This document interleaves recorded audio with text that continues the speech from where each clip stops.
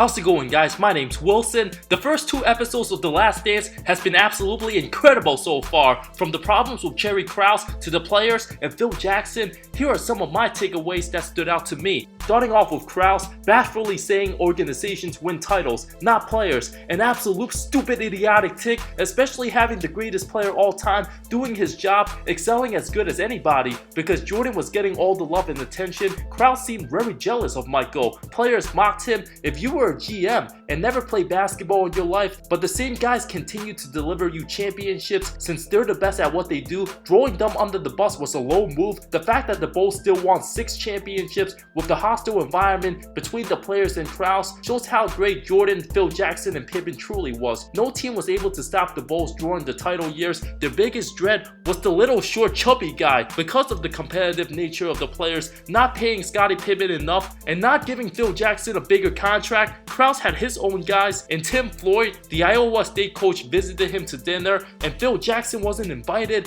because Phil became super successful. Krause wanted more power and wanted guys to listen to him. Looking back, Jackson became the most successful coach in NBA history. Krause thinking he can build a good team without Jordan, Pippen, and Phil shows his pettiness and arrogance, wanting to be part of the party, but just a GM, then decided to ruin the party. Made it clear you can go 82 and effing 0 and you're gone after the season. It shows MJ's loyalty to Phil Jackson, how the two developed a strong bond between a player and coach, trusted each other. When the franchise player gets upset, Krause could have treated the team better, but no, he didn't. Jordan's early success and winning mentality. The Bulls before MJ were totally awful. In the early 80s, everyone cheered for the Bears, Sox, and Cubs. The Bulls were an afterthought, the laughable team in the city of Chicago. The franchise needed some success, failed to make the playoffs the 3 seasons before MJ, who was at the University of North Carolina at the time. At first, he wasn't fully developed, but worked as hard as anybody. Told assistant coach Roy Williams he wanted to be the best player ever. I work harder than anybody. While future NBA superstar James Worthy was on the team, the better player for the first 2 weeks, but once MJ digested more information, added to his skill, it was clear who was number 1. During the championship game against Georgetown, the legend of his clutchness was born. Mike Jordan became Michael Jordan, nailed the go-ahead game-winning jumper. In the title game, Worthy ended up being the first overall pick after Jordan, who was voted as the greatest college basketball player on the ESPN poll a few weeks ago, continued with his dazzling display.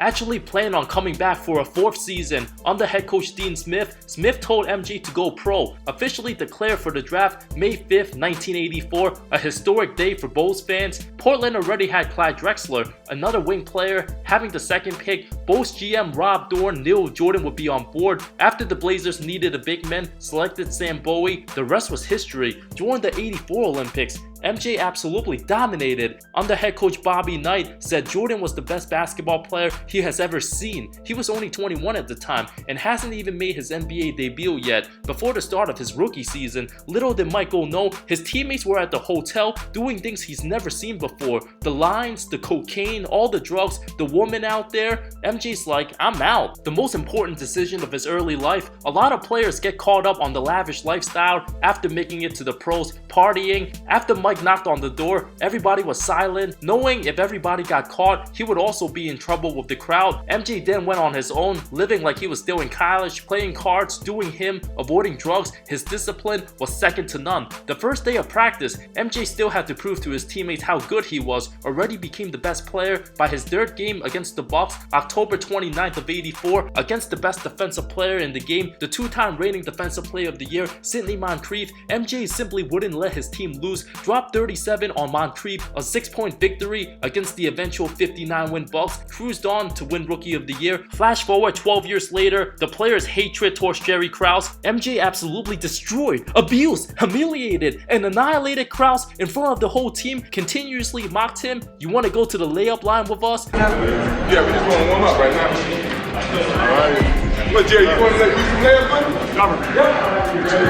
You got to lower the rim. Yep. absolute savage. My favorite part of episode 1, absolutely hilarious. Jordan simply doesn't care about your feelings. Episode 2 started with Pippen, who wanted to stay with Chicago, super underpaid compared to the rest of the league, angry that Phil Jackson was going to be relieved of his team duties. Jordan gave Pippen the ultimate compliment, indicating his relationship and chemistry was on point. Scottie got tough and understood what it meant to succeed. Two of the greatest perimeter defenders all time both had each other's backs. Scottie dealt with many adversities. Having a tough childhood, idolized Dr. J, wasn't heavily recruited. Started off as the equipment manager at the University of Central Arkansas, always knew he was going to make the NBA. It took players to slack off in school to earn a scholarship. Came in at 6'1", under 200 pounds. Krause deserves plenty of credit for trading for Pippen. Nobody predicted at the time Scottie would become a superstar, developed a strong bond with Jordan, adapted and did all the little things. Wasn't even the top 100 highest paid players in the NBA, was 122, the 122nd highest paid player today, Andre Robertson, a guy who hasn't played in nearly 3 years, an absolute travesty. Scottie never really got the money he deserved. His deal was 7 years, $18 million, starting in 91. NBA revenue started to go way up afterwards. Pippen basically sold himself short, and owner Jerry Reinsdorf didn't want to hear it. After rupturing his tendons on his ankle, Scottie decided to have surgery late on purpose, used the season to get back to full strength, but Michael didn't like it at first, that Scottie could have had surgery after the 97 season ended. MJ did all the heavy lifting, with Pippen missing the first 2.5 months. Pippen tried to send a message to Krause,